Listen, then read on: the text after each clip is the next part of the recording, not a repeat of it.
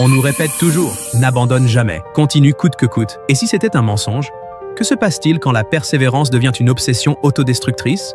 Et si parfois, abandonner était la meilleure chose à faire? Aujourd'hui, je vais te prouver pourquoi abandonner n'est pas une faiblesse, mais une arme secrète pour mieux réussir. On glorifie ceux qui n'abandonnent jamais.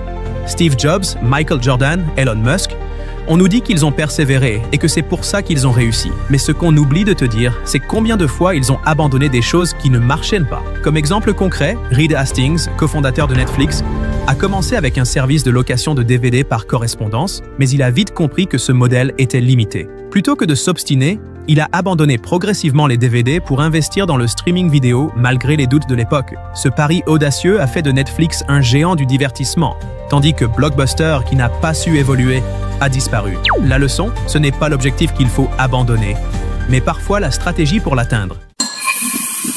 Imagine, tu es en train de creuser un trou pour trouver de l'eau. Tu creuses, mais il n'y a rien. Que fais-tu? Option 1. Tu continues encore et encore en espérant qu'un miracle se produise. Option 2.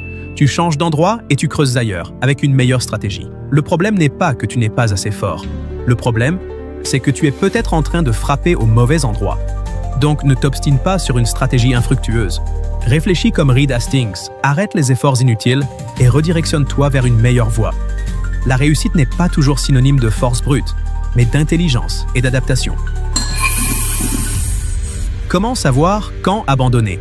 Abandonner ne signifie pas tout laisser tomber, mais choisir intelligemment où mettre ton énergie.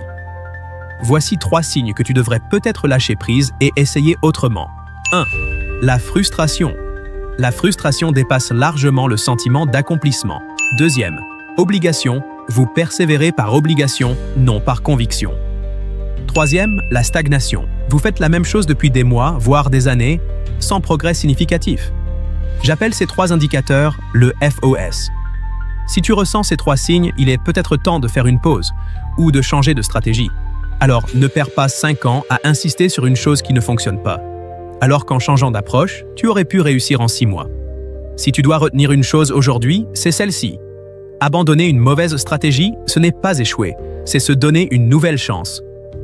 Alors pose-toi cette question.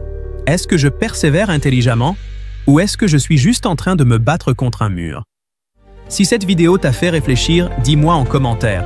Quel est le plus grand défi sur lequel tu hésites à abandonner? Et surtout, abonne-toi.